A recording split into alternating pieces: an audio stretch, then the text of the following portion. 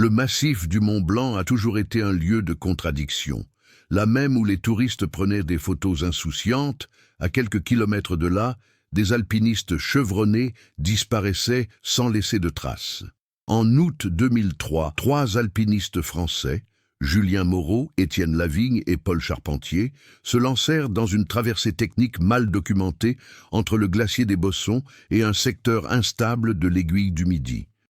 Ce n'était pas un itinéraire interdit, mais il n'était pas non plus recommandé. Le genre de parcours qui n'apparaissait que dans de vieilles notes de clubs alpins et dans des récits fragmentaires de guides qui n'avaient pas grimpé depuis des décennies. Julien était le chef informel du groupe.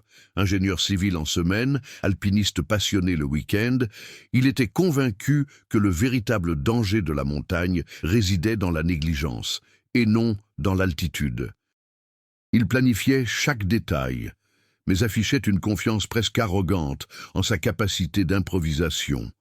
Étienne était son opposé, méthodique, discret, professeur de géographie à Lyon. Il emportait des carnets de terrain même lors de ses ascensions de loisirs. Paul, le Benjamin, voyait cette expédition comme une sorte de rite de passage, une façon de prouver qu'il avait le même niveau technique que les 2 autres. Ils consignèrent leur itinéraire dans le registre du refuge, réglèrent leur radio et partirent avant l'aube. Le temps était stable, la glace semblait solide. Rien ne laissait présager que ce serait la dernière fois qu'on les verrait. N'étant pas rentrés à l'heure prévue, le protocole fut déclenché. Recherches aériennes, équipes de secours, chiens entraînés. Pendant 5 jours, des hélicoptères survolèrent les pentes, sondant les crevasses, traquant le moindre signe de mouvement. Ils ne trouvèrent que des fragments, une trace de crampon sur une pente raide, un mousqueton coincé dans un surplomb rocheux, une corde coupée nette, un détail qui alimentait les spéculations, mais n'apportait jamais de réponse. Après 2 semaines, l'affaire a été officiellement classée comme disparition dans un environnement alpin extrême, un terme technique qui, en pratique, signifiait la fin des recherches actives. Pour le public, les 3 hommes avaient été engloutis par la montagne. Pour les familles, le vide demeurait, sans corps, sans confirmation, sans espoir. 8 ans plus tard, durant l'été 2011, la situation a commencé à changer, discrètement.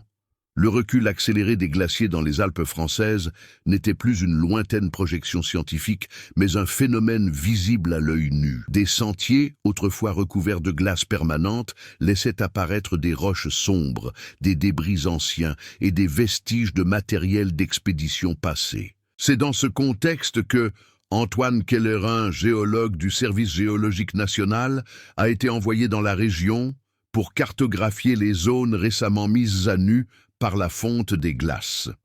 Antoine n'était pas un aventurier. Son travail consistait en des mesures, l'utilisation de drones, l'analyse de sédiments et la rédaction de rapports techniques qui passaient généralement inaperçus en dehors des milieux universitaires. Contrairement aux alpinistes, il percevait la montagne comme un système en lente transformation et non comme un défi à relever. Il était néanmoins parfaitement conscient des risques liés au travail en zones instables, notamment là où le retrait irrégulier de la glace créait des pièges naturels. Lors d'un survol d'un plateau jusque-là inaccessible, quelque chose attira son attention. Des lignes géométriques là où elles ne devraient pas se trouver. Le drone captura des images de formes partiellement enfouies sous des débris récents, protégés par une fine couche de glace résiduelle. En s'approchant à pied, Antoine comprit qu'il ne s'agissait pas de rochers. C'était un camping. Les tentes, affaissées sous le poids du temps, restaient pourtant reconnaissables. Un réchaud portatif, des casseroles empilées, des sacs à dos alignés comme si quelqu'un s'était absenté quelques minutes seulement. Le plus troublant n'était pas l'état des objets, mais leur disposition. Rien ne laissait présager une lutte contre une avalanche, ni un abandon précipité. Tout était intact. Antoine ressentit un malaise immédiat. Il ne s'agissait ni d'une découverte archéologique antique, ni de déchets modernes. La conception du sac à dos, le type d'équipement, les tissus, tout indiquait le début des années 2000. Il le photographia, nota les coordonnées et, conformément au protocole, signala sa découverte aux autorités locales. Le nom de l'affaire est réapparu dans les médias quelques heures plus tard. Disparition des alpinistes du Mont Blanc, 2003. L'antagoniste de cette histoire n'était pas une seule personne, mais une combinaison implacable de facteurs, la montagne en perpétuel mouvement, des décisions humaines prises sous la pression et une vérité restée enfouie pendant près d'une décennie. Alors que les médias commençaient à se raviver l'intérêt pour l'affaire, Antoine se retrouva malgré lui au cœur d'une affaire bien plus vaste qu'une simple étude géologique. Il l'ignorait encore, mais ce campement intact ne représentait pas une fin. Il représentait une question, et la réponse promettait d'être profondément dérangeante. L'accès au plateau nouvellement exposé n'était pas chose aisée. La fonte des glaces avait fragilisé la région, laissant apparaître des roches instables et des fissures imprévisibles, là où la glace était auparavant compacte. Dans les jours qui suivirent la découverte, une petite équipe pluridisciplinaire fut constituée. 2 gendarmes du PGHM, police de gendarmerie de haute montagne, un expert en criminalistique et Antoine Keller, dont le rôle officiel se limitait à fournir le contexte géologique du site. En réalité, il devint le lien entre le passé enfoui et le présent agité. Le trajet jusqu'au camp révéla peu à peu l'impact du changement climatique sur le paysage alpin. Des zones autrefois représentées sur les cartes anciennes avaient tout simplement disparu. D'autres étaient apparues, comme des cicatrices béantes sur la montagne. Antoine reconnut ces signes, le lent effondrement d'un système qui, pendant des siècles, avait semblé immuable. Pourtant, marcher là-bas lui procurait un sentiment de malaise, celui de profaner un lieu qui aurait dû rester caché. Alors que les gendarmes approchèrent du camp, ils remarquèrent le même détail qui avait troublé Antoine le premier jour. La disposition ordonnée des objets. Aucun matériel n'était éparpillé, ni aucune trace d'évacuation soudaine. 3 tentes, alignées en demi-cercle, étaient partiellement protégées par un amas rocheux. Un abri improvisé, construit avec technique et soin.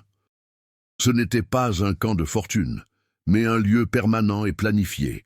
À l'intérieur des sacs à dos, les objets renforçaient cette impression. Vêtements pliés, provisions encore sous emballage scellé, cartes plastifiées avec des annotations manuscrites. L'expert médico-légal a souligné un détail précis. Aucun sac de couchage ne se trouvait dans les tentes. Ils avaient été retirés, mais ils n'y étaient pas. Leur absence était aussi significative que leur présence. Pendant que les gendarmes répertoriaient le matériel, Antoine s'intéressait aux environs.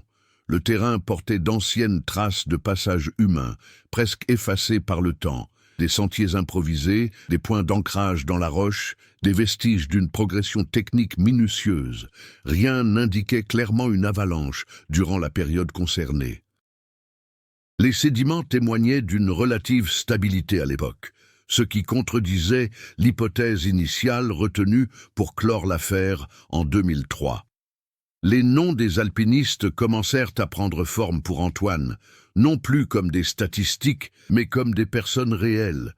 Julien Moreau, le chef sûr de lui, Étienne Lavigne, l'observateur méticuleux, Paul Charpentier, le Benjamin, cherchant encore à faire ses preuves. Les informations provenaient de vieux rapports, d'interviews archivées et de témoignages familiaux. Antoine lisait tout avec une attention quasi obsessionnelle, s'efforçant de comprendre qui étaient ces hommes au moment où ils décidèrent d'emprunter une voie aussi peu conventionnelle. L'antagonisme de l'histoire s'est précisé au fur et à mesure que les données s'accumulaient. Il ne s'agissait pas seulement de la montagne, mais de la combinaison de l'ambition humaine et d'une confiance excessive dans des systèmes en apparence stables. Le massif du Mont Blanc, avec son apparence immuable, masquait des transformations internes que peu comprenaient réellement à l'époque. Un ancien collègue d'Étienne se trouvait à Lyon. Désormais retraité, il se souvenait vaguement de conversations concernant cette expédition. D'après lui, Étienne avait exprimé son inquiétude quant à une zone grise dans la cartographie du glacier, une zone où les données anciennes ne correspondaient pas aux observations récentes. Julien, quant à lui, estimait que le risque était surestimé. La décision de poursuivre l'expédition s'était fondée sur l'expérience et non sur un consensus absolu. Paul demeurait l'énigme émotionnelle du groupe. Son parcours ne témoignait que de peu de progrès significatifs, mais d'un dévouement intense à l'entraînement. Pour lui, reculer reviendrait à admettre qu'il n'était pas encore prêt. Antoine réalisa, avec une inquiétude grandissante, que des décisions en apparence anodines l'avaient mené à un point de non-retour. Au camping, un objet en particulier attira l'attention, un carnet partiellement protégé par une pochette étanche. Les premières pages étaient illisibles, abîmées par l'humidité. Les dernières, en revanche, contenaient des notes claires. Il ne s'agissait ni de confessions ni de récits dramatiques, mais d'observations techniques, des changements dans la glace, des bruits souterrains, de petites fissures apparues à des endroits inattendus, des notes prises par un observateur attentif et non par une personne paniquée. Le détail le plus troublant était la date. Les dernières entrées ne correspondaient pas à la date de disparition officiellement enregistrée. Il y avait des entrées ultérieures, 2 jours plus tard, peut-être 3. Cela signifiait que les alpinistes avaient survécu au-delà du moment où le monde les croyait morts. Antoine ressentit toute la gravité de cette constatation. Le camp n'était pas le théâtre d'une catastrophe imminente, mais un lieu d'attente, une pause forcée. Quelque chose les empêchait d'avancer ou de reculer. La montagne silencieuse semblait avoir bloqué toute issue. Alors que les médias recommençaient à spéculer sur l'affaire, Antoine comprit que la véritable complexité résidait non pas dans le mystère lui-même, mais dans les choix effectués avant même qu'il n'existe. Le monde de ces hommes, leurs motivations, leurs limites, leur confiance en leur propre expérience, commençait à se révéler non par les mots, mais par les traces qu'ils avaient laissées dans la glace, la roche et les objets abandonnés. Plus Antoine comprenait la situation, plus il devenait évident que la réponse à cette disparition ne serait ni simple ni réconfortante. Le camp intact témoignait non seulement d'une perte, mais aussi d'une résistance, et d'une erreur qui aurait peut-être pu être évitée. La confirmation officielle que le campement appartenait aux alpinistes disparus en 2003 a déclenché une série de réactions quasi automatiques. Les autorités locales ont rouvert l'enquête, les équipes de secours ont été mobilisées et la presse est revenue à Chamonix, comme des années auparavant. La différence, cette fois-ci, résidait dans la présence de preuves matérielles, qui soulevaient plus de questions qu'elles n'apportèrent de réponses. Le premier obstacle s'est présenté d'ordre pratique. La zone où le camp a été découvert présentait un risque élevé d'effondrement. Le dégel accéléré avait créé des poches instables sous la surface rocheuse, et toute excavation imprudente risquait de provoquer des glissements de terrain. L'accès devait être limité, ce qui a engendré des tensions entre les enquêteurs, la presse et les familles qui exigeaient des réponses rapides. Antoine Keller est intervenu comme médiateur technique, expliquant à maintes reprises que la montagne n'était plus la même qu'en 2003, ni même qu'en 2011. Chaque heure d'ensoleillement modifiait le terrain. Chaque décision devait tenir compte non seulement du passé, mais aussi du risque immédiat. Malgré tout, la pression s'intensifiait. Lors d'une inspection plus approfondie du périmètre, un gendarme constata un écart par rapport à l'itinéraire initial tracé par les alpinistes. Un itinéraire alternatif, longeant le bord d'une zone particulièrement fragile du glacier, menait vers une formation rocheuse qui ne figurait pas sur les cartes officielles de l'époque. Ce choix témoignait d'une adaptation en temps réel. Un imprévu avait contraint le groupe à abandonner son plan initial.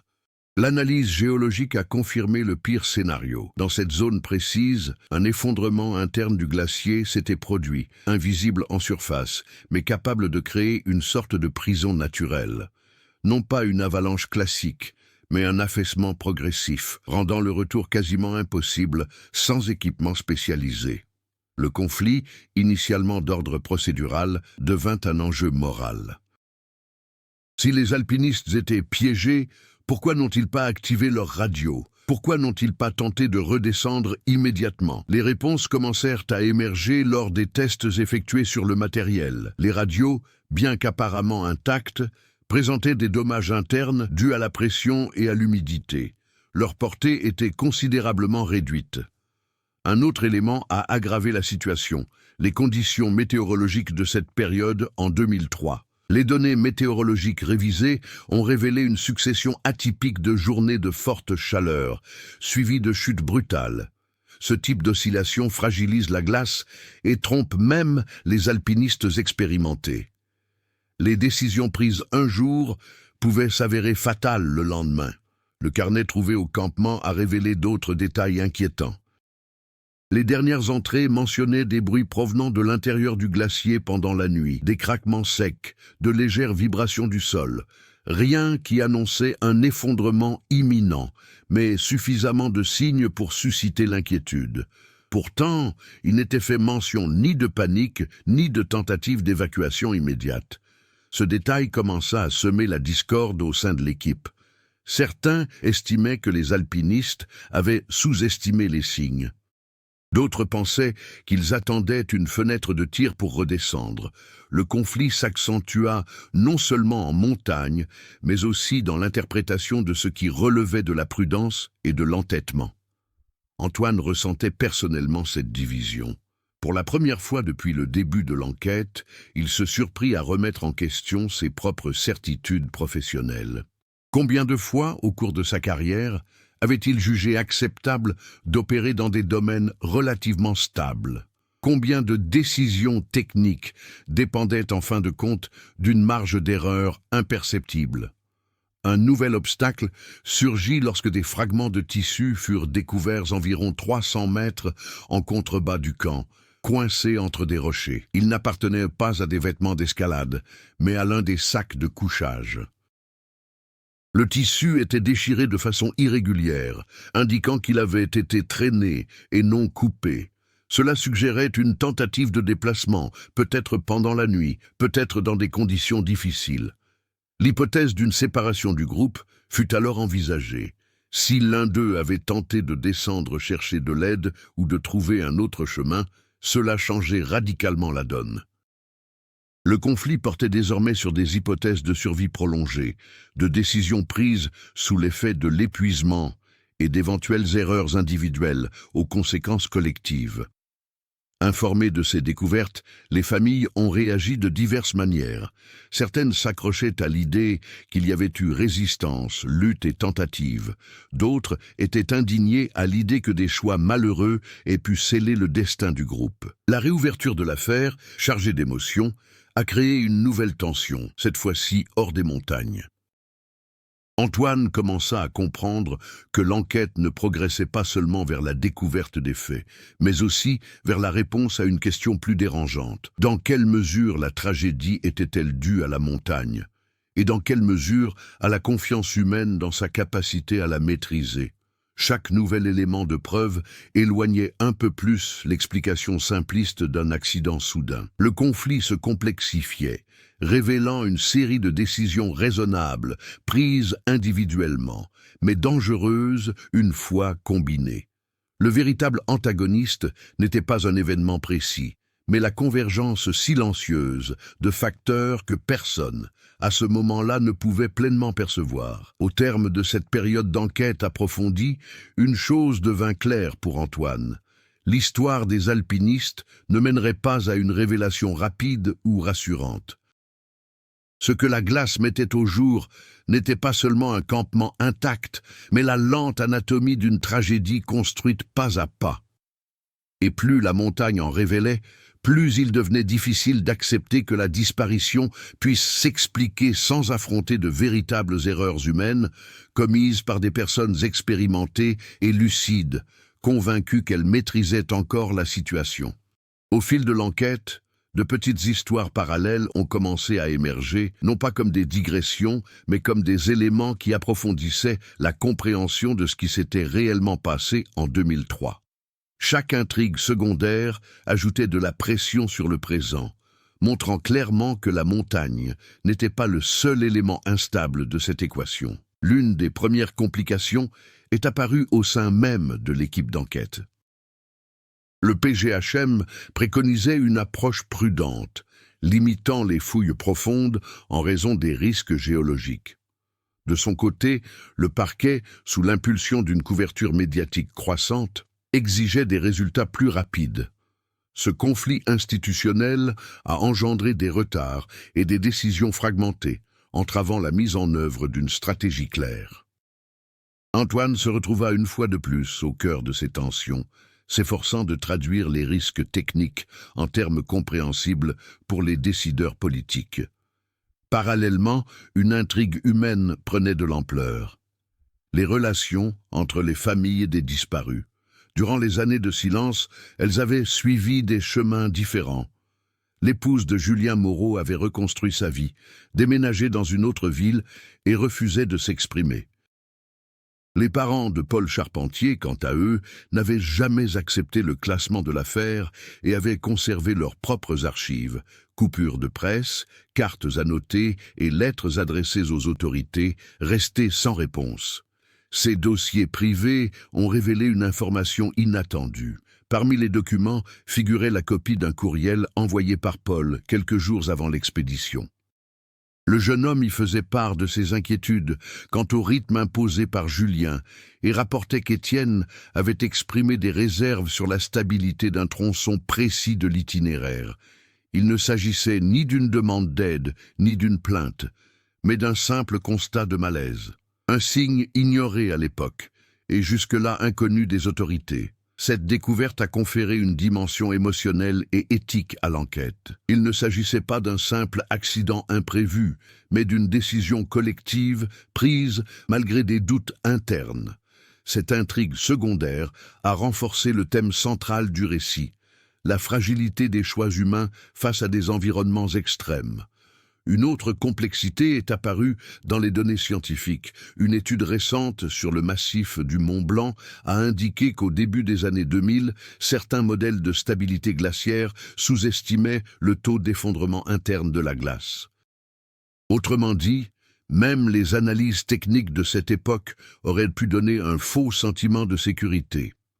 Antoine a reconnu une contradiction directe avec son propre domaine d'expertise. La science, comme l'expérience, peut aussi se tromper, surtout lorsque le changement climatique accélère des processus qui prenaient auparavant des décennies. Cette prise de conscience transforma Antoine, d'observateur technique, en une personne profondément impliquée. Il se mit à relire d'anciens rapports, dont certains qu'il avait lui-même contribué à valider des années auparavant. Bien que sans lien direct avec l'affaire, il partageait des prémices similaires. Cette réflexion professionnelle d'Antoine ébranla sa conviction de l'objectivité absolue des données. Sur le terrain, une nouvelle pression se fit sentir, le temps. L'été approchait à grands pas, et avec lui, le dégel s'intensifiait. Des zones accessibles un jour devenaient dangereuses le lendemain. Le risque de perdre des preuves augmentait de semaine en semaine. L'équipe devait décider s'il fallait approfondir les recherches ou accepter qu'une partie de la vérité resterait inaccessible. Lors d'une prospection contrôlée en contrebas du camp, un couloir naturel formé par le retrait de la glace a été identifié, une sorte de passage en pente, invisible sur les images aériennes, mais clairement sculpté par l'eau et la pression interne.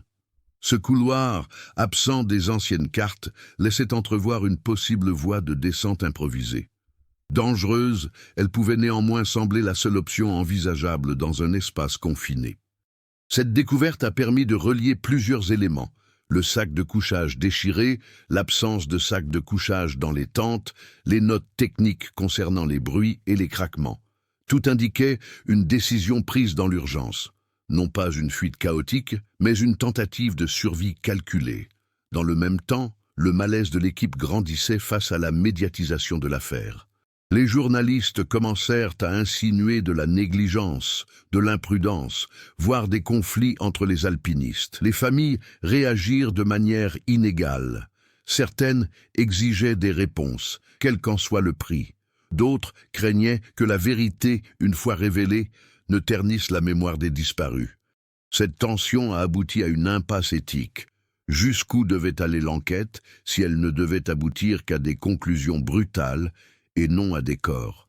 Antoine a ressenti tout le poids de cette question lorsqu'un proche l'a interpellé directement, lui demandant non pas des certitudes, mais la sincérité, même si elle était douloureuse. Les intrigues secondaires se sont peu à peu rapprochées, resserrant l'étau narratif. Le temps, les limites de la science, les décisions humaines, les conflits institutionnels et émotionnels ont commencé à converger vers un point inéluctable. L'histoire laissait clairement entendre qu'il n'y aurait ni réponse simple, ni dénouement heureux. La montagne ne portait aucun jugement, seulement des conséquences.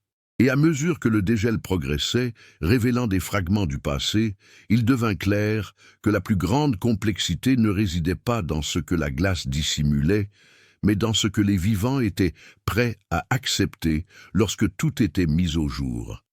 Le changement décisif n'est pas survenu suite à une grande annonce publique ou à une découverte spectaculaire au premier abord. Il est né d'un détail plus modeste, presque banal, découvert en fin d'après-midi alors que l'équipe s'apprêtait déjà à conclure sa journée de travail. Lors d'une nouvelle inspection du couloir naturel repéré en contrebas du camp, un gendarme remarqua une irrégularité dans la paroi rocheuse. Il ne s'agissait pas d'un objet apparent, mais d'une légère aspérité, partiellement masquée par des sédiments récents. Après avoir soigneusement dégagé les matériaux instables, un point d'ancrage improvisé apparut, un vieux piton enfoncé correctement, mais à un endroit où personne ne l'aurait placé sans nécessité absolue. Ce mouillage ne faisait partie d'aucun itinéraire prévu. C'était une solution d'urgence. Cette découverte a immédiatement bouleversé l'interprétation de tout ce qui avait été trouvé jusqu'alors. Le piton indiquait qu'au moins un des alpinistes était descendu par ce couloir, non pas pour explorer, mais pour soutenir une personne en danger de mort. Il ne s'agissait pas d'une progression normale, mais d'un sauvetage improvisé. L'équipe a étendu les recherches le long du couloir et une quarantaine de mètres plus bas a fait une découverte encore plus troublante. Des traces évidentes de traînement, partiellement conservées par l'humidité constante et l'absence de vent. Elles n'étaient pas récentes, mais elles étaient là, indéniables. La disparition n'était plus un événement isolé, mais une série d'événements. Cette révélation a entraîné une réévaluation complète de l'affaire. Les alpinistes n'avaient pas été surpris par un simple désastre soudain. Un événement s'était produit au camp, un accident, une chute, peut-être une fracture, qui avait contraint le groupe à prendre une décision extrême. Rester signifiait mourir. Descendre signifiait tout risquer. Antoine ressentit l'impact de cette prise de conscience presque physiquement. Pendant des semaines, il avait analysé l'affaire comme un système, glace, température, pression, décision rationnelle. À présent, l'histoire basculait dans le domaine humain, où l'erreur n'était plus technique mais inévitable. Quelqu'un avait été blessé, et les autres avaient tenté de le sauver. L'analyse du carnet a conforté cette nouvelle interprétation. Une des dernières notes, initialement considérée comme technique, a pris un tout autre sens, plus lourd que prévu.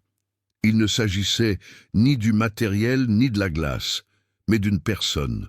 Ce tournant a également affecté les familles. Informées de la nouvelle hypothèse, elles ont d'abord gardé un silence pesant, plus lourd que toute réaction émotionnelle. L'idée d'une tentative de sauvetage, d'un effort collectif, d'une résistance acharnée, tout cela a transformé le sens de la perte. Ce n'était plus seulement une tragédie impersonnelle en montagne, c'était l'histoire de choix faits sous le coup de la douleur et de l'épuisement. Mais la révélation la plus déconcertante restait à venir. Juste en dessous du dernier point de dragage, l'équipe a trouvé un sac à dos isolé, partiellement coincé entre des rochers. Il n'était pas vide.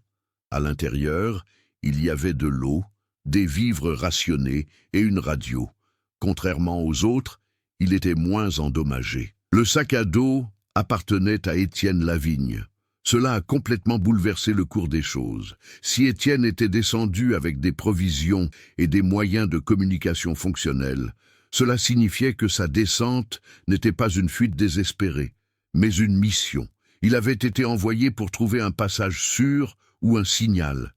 Et à un moment donné, il n'était pas revenu. La disparition cessa d'être un événement collectif. Elle devint une fragmentation progressive du groupe, motivée par l'espoir et non par la panique. L'équipe se trouva immédiatement confrontée à un dilemme: poursuivre les prospections plus profondément, au risque géologique accru de façon spectaculaire, ou accepter d'avoir atteint la limite de sécurité. La pression institutionnelle se fit de nouveau sentir avec force. Chaque nouvelle découverte augmentait les attentes du public, mais aussi le danger réel. Pour la première fois depuis le début, Antoine prit une position ferme. Il recommanda une dernière descente contrôlée, arguant que le terrain, bien qu'instable, offrait encore une courte période de sécurité. Ce n'était pas seulement une décision technique, mais aussi morale. Si quelqu'un avait tenté de s'échapper vivant, abandonner les recherches à ce stade revenait à interrompre le dernier chapitre de cette tentative. L'autorisation était assortie de restrictions sévères. Le temps était limité, il n'y aurait pas de seconde chance. Cette nuit-là, Antoine dormit à peine. Le tournant de la recherche était devenu un tournant personnel. Il n'analysait plus l'affaire en simple observateur extérieur. Il se sentait, d'une certaine manière, responsable de donner une conclusion digne à cette suite de choix humains.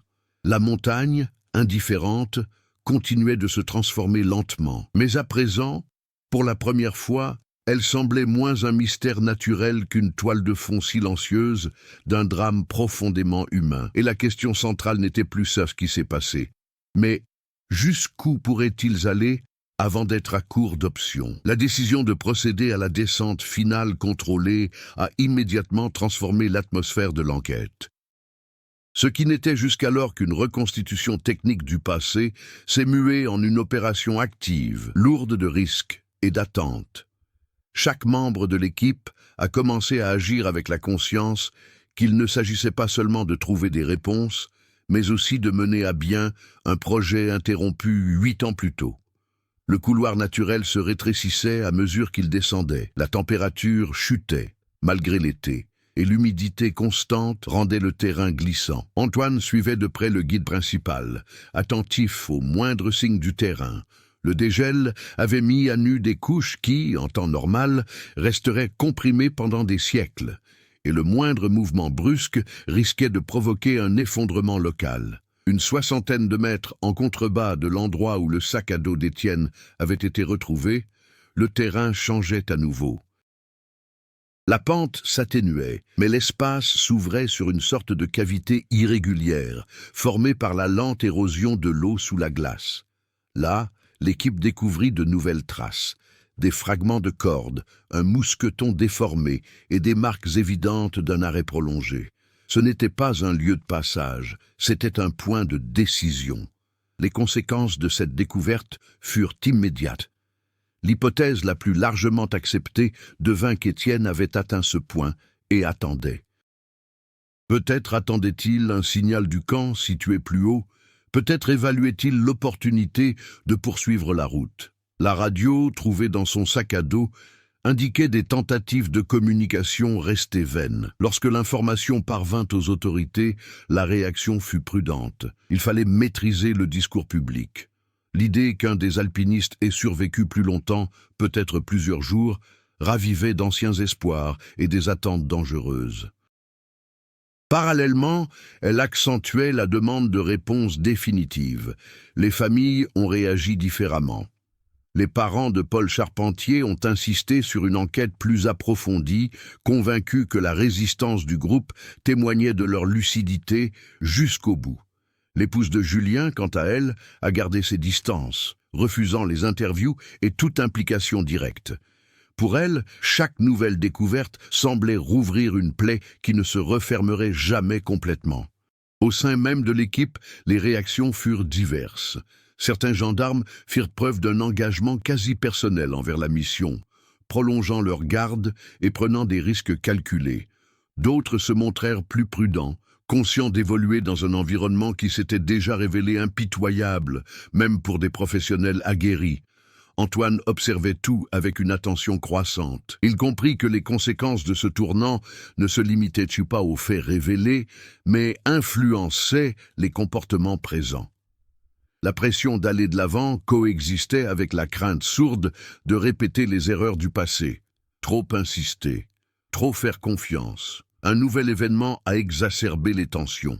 Lors d'une inspection de stabilité, des capteurs ont détecté des micro-déplacements dans le plafond de la chambre. Il ne s'agissait pas d'un effondrement imminent, mais d'un signal d'alarme clair. Le temps pressait. Chaque heure supplémentaire augmentait le risque que l'équipe se retrouve piégée. La décision fut prise objectivement. Poursuivre l'opération jusqu'à un dernier tronçon, quel qu'en soit le résultat. La conséquence était claire. Il ne saurait peut-être jamais où Étienne s'était arrêté. Il ne retrouverait peut-être jamais la moindre trace de Julien et Paul. Mais continuer au-delà, c'était mettre davantage de vie en danger. Cette limitation eut un impact immédiat sur le discours officiel. Les recherches se concentrèrent moins sur les fouilles physiques et davantage sur la reconstitution logique des événements. Des rapports commencèrent à être rédigés, croisant les données géologiques, météorologiques et humaines. La tragédie cessa d'être un mystère absolu et devint une suite d'événements plausibles. Antoine ressentait tout le poids de cette transition. Il savait que les rapports ne remplacent pas les corps, ni n'apaisent la douleur. Pourtant, il reconnaissait que proposer un récit cohérent, même sans toutes les réponses, était une forme de responsabilité. Les conséquences de ce point de basculement ont également touché le domaine scientifique. La publication préliminaire des résultats a suscité des débats sur les protocoles de sécurité, l'interprétation des données glaciologiques et la nécessité de réviser les modèles utilisés au début des années 2000. La montagne a, une fois de plus, contraint la science à reconnaître ses limites. À la fin de l'opération, l'équipe sortit du couloir en silence. Ni célébration, ni frustration manifeste. Seulement le sentiment partagé d'avoir atteint les limites de ce qui était possible. Le reste appartiendrait à la mémoire, à l'interprétation et à l'acceptation. La montagne demeurait là, indifférente aux réactions humaines. Mais les conséquences de ce qui avait été révélé commencèrent à se répandre dans les familles, dans les institutions et, plus profondément encore, dans la conscience de ceux qui comprenaient désormais que la disparition n'avait pas été un événement isolé, mais un lent processus marqué par des décisions difficiles et de véritables tentatives de survie. La fin de l'opération de terrain ne signifiait pas la fin pour Antoine Keller. Au contraire, elle marquait le début d'une phase plus exigeante, moins physique, plus calme et peut-être plus lourde. Pour la première fois depuis le début de l'enquête, il devait agir sans la montagne comme médiateur direct. Désormais, le terrain instable était différent.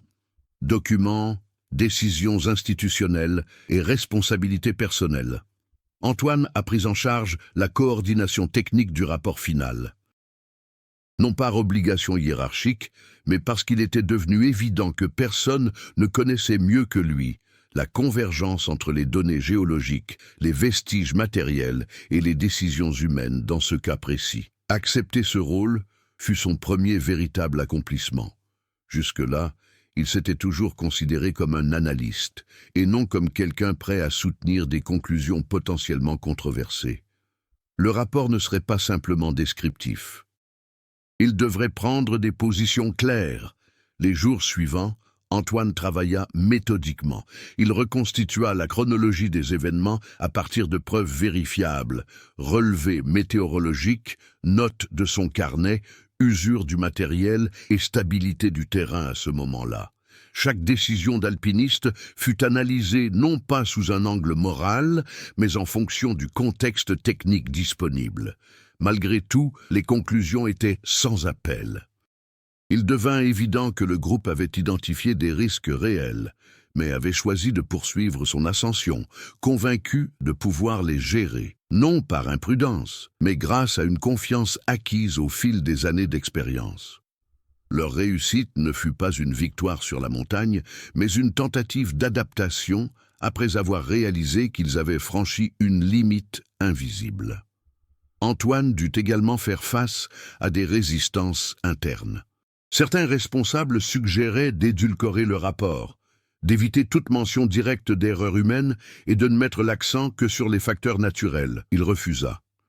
Pour la première fois de sa carrière, il occupait une position susceptible de susciter un malaise institutionnel. Il ne s'agissait pas de désigner des coupables, mais de préserver la vérité technique, même lorsqu'elle contredisait des récits plus commodes. Cette prise de position marquait un tournant dans son comportement. Auparavant réservé, Antoine commença à défendre publiquement la nécessité de reconnaître les zones d'incertitude dans les environnements extrêmes. Il participait à des réunions, présentait des données et répondait à des questions difficiles. Chaque intervention renforçait sa conviction que le développement professionnel impliquait d'en accepter les conséquences, et pas seulement de produire des analyses correctes. Contacter les familles représentait un autre défi. Antoine proposa de présenter lui-même les conclusions techniques sans intermédiaire. Il ne promit ni réconfort ni réponse définitive. Il promit l'honnêteté. Lors de ces rencontres, il parlait peu et montrait beaucoup. Cartes, chronologie, décisions possibles et impossibles. Certaines réactions furent mesurées, d'autres empreintes d'émotion. Aucune ne fut simple. En quittant l'une de ces réunions, Antoine prit conscience d'une chose qu'il avait jusqu'alors refusé d'admettre. Le rapport n'apaiserait la douleur de personne, mais il pourrait empêcher que la disparition ne soit réduite à un mythe ou à une simplification commode. Cette prise de conscience confirma son évolution, non pas en tant que scientifique, mais en tant que personne désireuse d'affronter les implications humaines de ses propres travaux. Entre-temps, sa vie professionnelle a connu des changements. Antoine a proposé une révision des protocoles d'évaluation des risques dans les zones de dégel accéléré. Cette proposition prévoyait des marges de sécurité plus importantes, une prise en compte explicite des variables imprévisibles et des recommandations plus prudentes pour les interventions techniques dans les zones nouvellement exposées. Cette mesure, bien que non populaire, était nécessaire. La découverte finale s'est faite discrètement. Des mois plus tard, Antoine est retourné au massif du Mont Blanc, non pour enquêter, mais pour observer. Il a emprunté des sentiers balisés, accompagné des relevés de routine et évité les zones instables. Pour la première fois, il n'a pas ressenti le besoin d'extorquer des réponses à la montagne. Il a accepté que certaines histoires ne se terminent pas par des certitudes, mais par une prise de responsabilité. La progression d'Antoine ne fut pas marquée par un triomphe visible, mais par une profonde transformation intérieure. Il cessa de considérer la science comme un rempart contre l'erreur et commença à la percevoir comme un outil imparfait, exigeant une humilité constante. Cette métamorphose l'éloigna de l'Antoine qui avait entamé ses recherches et, paradoxalement, le rapprocha des alpinistes qui s'efforçaient de s'adapter jusqu'au dernier moment. L'histoire entrait désormais dans sa phase finale. Les principaux conflits avaient été affrontés, les décisions prises et les conséquences assumées. Il ne restait plus à lutter contre la montagne, mais à se préparer au moment où il faudrait affronter publiquement toute cette histoire, avec clarté, impact et un prix inévitable à payer. Le rapport technique étant presque finalisé, la recherche entrait dans sa phase la plus délicate. Plus aucune découverte matérielle n'était faite sur la montagne. Il ne restait plus qu'à se concentrer sur la manière dont ces informations seraient présentées et sur les personnes qui en subiraient les conséquences publiques. Les éléments de l'intrigue se sont éclaircis presque simultanément. Le parquet a confirmé qu'aucune nouvelle opération de terrain ne serait menée. Le PGHM a validé officiellement les conclusions techniques. La presse, jusque-là alimentée par des fuites et des spéculations, a été informée de la tenue d'une conférence de presse à Chamonix, village où les alpinistes avaient été aperçus pour la dernière fois. Antoine Keller fut choisi comme principal porte-parole technique. La décision ne lui appartenait pas, mais il l'accepta sans hésiter. Il savait que cette présentation marquait l'aboutissement de sa transformation. Éviter la confrontation à ce stade reviendrait à reculer, ce qu'il refusait catégoriquement. Dans les jours précédant la conférence de presse, Antoine a relu chaque détail du rapport. Non pas pour en atténuer les conclusions, Mais pour en garantir l'exactitude absolue, il a éliminé les termes ambigus, renforcé les corrélations et explicité les zones d'incertitude. Le récit se devait d'être clair, cohérent et honnête. Aucune place n'était laissée à la dramatisation. L'impact reposerait sur l'imagination. Les familles furent informées avant l'annonce publique. Lors de réunions privées, Antoine présenta le déroulement final des événements. L'accident initial au camp, la tentative de sauvetage improvisée, la descente d'Étienne avec les provisions, l'épuisement progressif des autres options. Aucune promesse de corps, aucune certitude absolue quant aux derniers instants. Seule la reconstitution la plus plausible fut présentée. Certaines familles ont demandé des modifications du discours public, suggérant de mettre davantage l'accent sur la résistance et l'effort collectif. Antoine a pris en compte cette demande, a ajusté la forme, mais a conservé le fond. La préparation du dénouement exigeait un équilibre entre empathie et rigueur technique. Trop céder aurait trahi l'objectif du reportage. Être trop dur aurait déshumanisé le récit. À la veille de la conférence de presse, une dernière pression s'est exercée. Un représentant de l'institution a suggéré à Antoine d'omettre toute mention explicite d'erreurs d'appréciation humaine, en se concentrant exclusivement sur le dégel accéléré comme cause principale. La justification était claire: éviter toute controverse, préserver les réputations et clore le dossier par une explication externe et irréfutable. Antoine refusa à nouveau. Ce refus n'était pas impulsif. Il était le fruit direct de tout le voyage entrepris depuis la découverte du camp intact.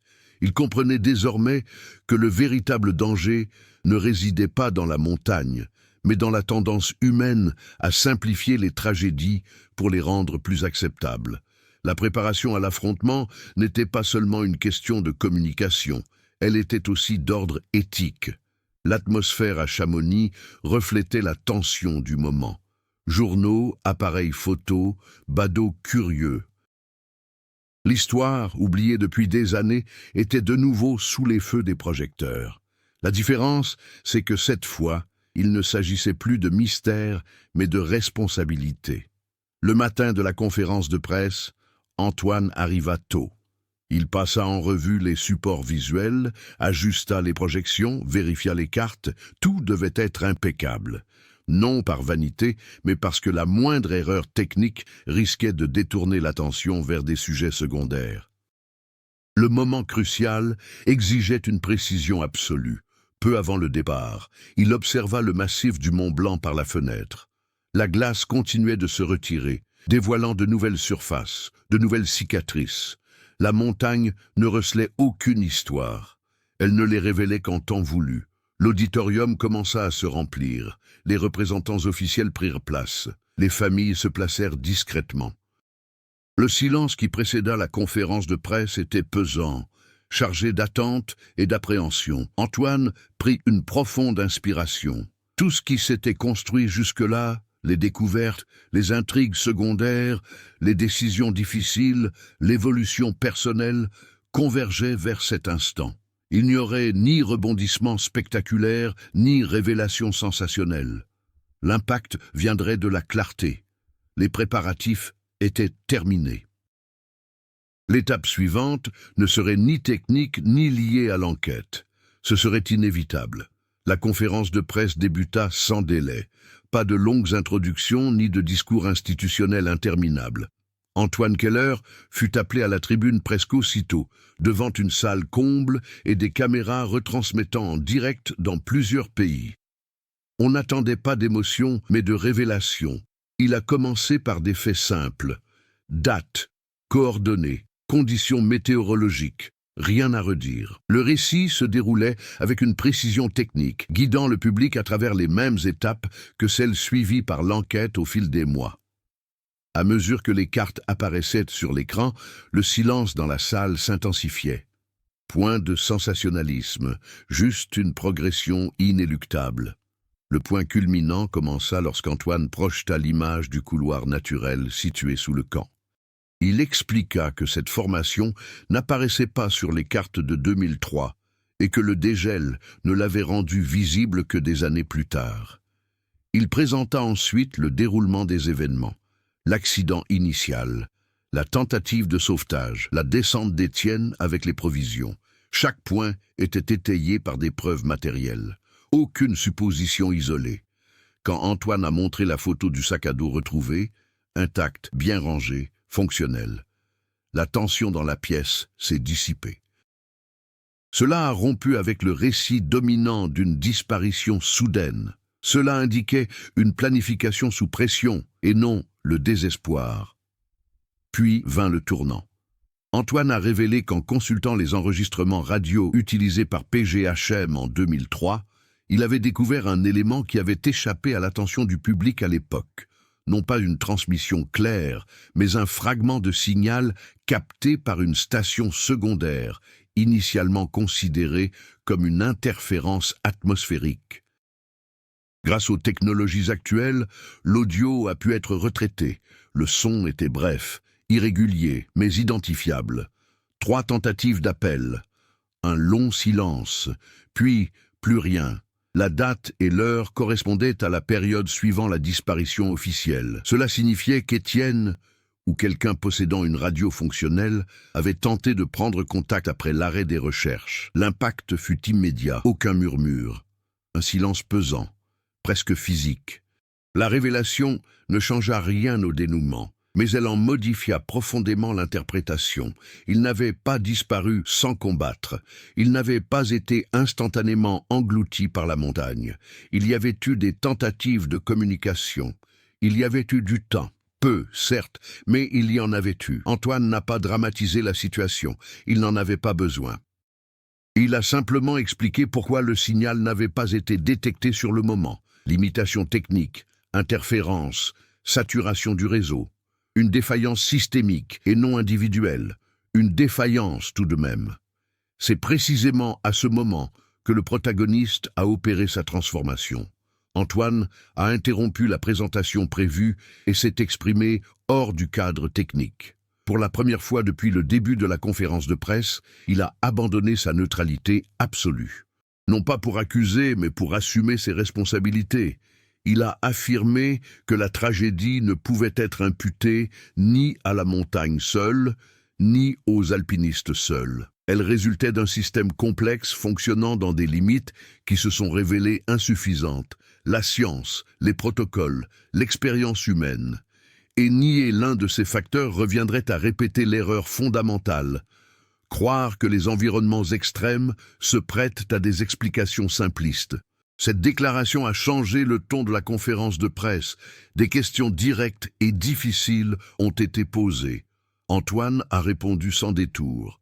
Il a admis ses limites. Il a reconnu les incertitudes. Il a maintenu ses conclusions. Les familles ont réagi différemment. Certaines pleuraient en silence, d'autres restaient immobiles, comme si elles pouvaient enfin donner forme à ce qui n'avait été jusque-là qu'absence. Il n'y avait pas de soulagement total, mais il y avait un sens. Le dénouement ne s'est pas conclu par des applaudissements ou des confrontations. Il s'est achevé sur quelque chose de plus rare, un consensus fragile.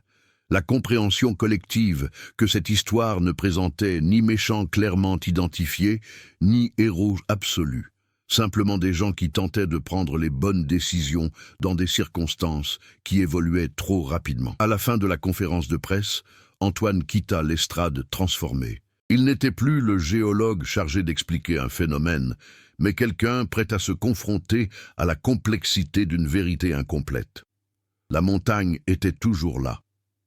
La glace continuait de reculer, mais, à cet instant précis, quelque chose s'était résolu, non pas sur le terrain physique, mais dans l'espace entre les faits et la responsabilité.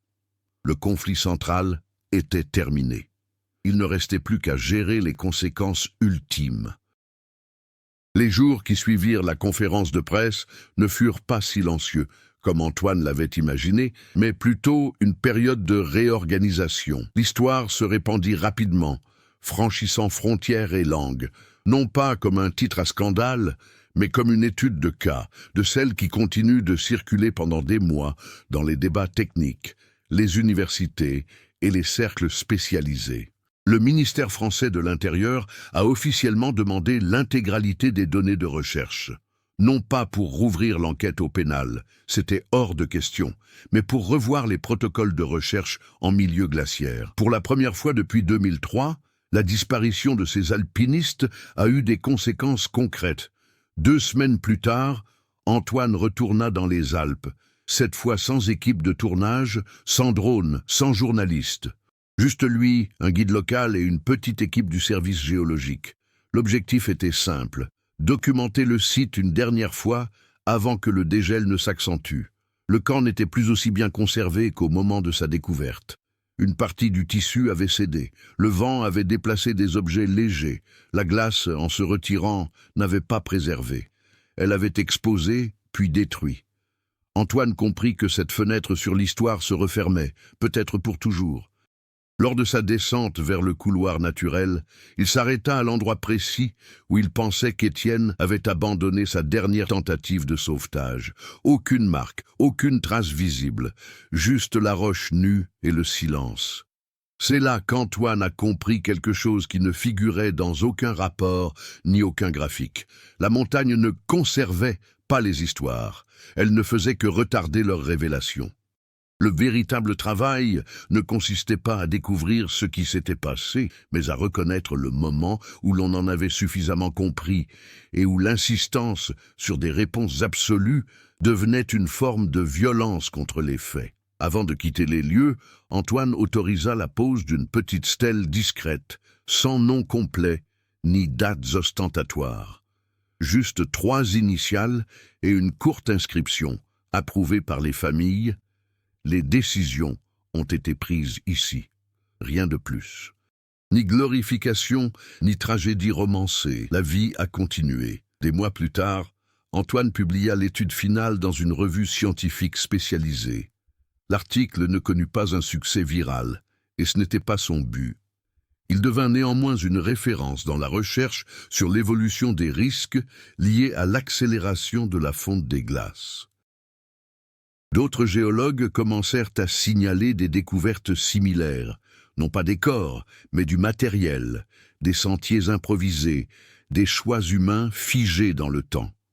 La disparition des alpinistes n'est plus un mystère isolé. Elle s'inscrit désormais dans un schéma plus vaste. Antoine refusa les propositions de livres et de documentaires romancés. Il n'accepta qu'un seul projet: collaborer à la création d'une base de données internationale des traces humaines révélées par le recul des glaces. Des archives techniques, froides, presque impersonnelles, exactement comme il estimait que le sujet l'exigeait. Sur le plan personnel, quelque chose avait également changé. Antoine commença à reconsidérer ses propres expéditions. Il annula 2 voyages qu'il jugeait limites, non par peur, mais par respect pour le hasard. Il comprenait désormais que l'expérience n'élimine pas la vulnérabilité, elle ne fait que la rendre plus consciente. Dans l'une des dernières scènes symboliques de ce cycle, Antoine reçut une lettre manuscrite. Elle ne provenait pas d'une famille directement concernée, mais d'un jeune étudiant en géologie. Ce dernier le remerciait d'avoir démontré que la science n'avait pas besoin de réduire les individus à de simples statistiques pour être exacte. Antoine conserva la lettre dans le même dossier où il avait rangé les premières photos du camp, mises à nu par la glace. C'est là que cette histoire avait sa place, entre les données et l'humanité. L'affaire a été officiellement classée par une simple déclaration du gouvernement français. Aucune cérémonie publique, aucun événement de clôture, juste une reconnaissance formelle que les circonstances de la disparition avaient été élucidées au mieux de leur capacité. Et cela suffisait. Des années plus tard, alors que la glace avait déjà reculé de plusieurs dizaines de mètres au-delà de l'ancien camp, les touristes traversèrent la région sans se douter de ce qui s'y était trouvé. Aucun signe distinctif n'indiquait le passé. Seul le vent, la roche et le vide. Mais pour Antoine et pour tous ceux qui ont étudié cette affaire, l'endroit n'était plus jamais qu'un simple paysage. C'était un rappel silencieux que la nature n'est ni ennemie ni complice. Elle continue sans s'arrêter, et il appartient aux humains de décider jusqu'où ils sont prêts à aller, sachant que toutes les réponses n'arriveront pas à temps. Créez-en une enveloppe, cela invite le public à réfléchir à l'histoire des alpinistes disparus et à la façon dont la nature préserve ses secrets pendant des décennies. Encouragez le spectateur à poser des questions. Qui est encore caché sous la glace et combien d'histoires vraies restent invisibles au monde? Encouragez le public à commenter vos théories, partagez l'histoire avec vos amis intéressés par les vrais mystères et abonnez-vous à la chaîne pour accompagner les nouveaux récits fondés sur des faits, la science et des enquêtes humaines. Le ton devrait être sobre, intriguant et respectueux, conservant une atmosphère réaliste et introspective jusqu'à la dernière phrase.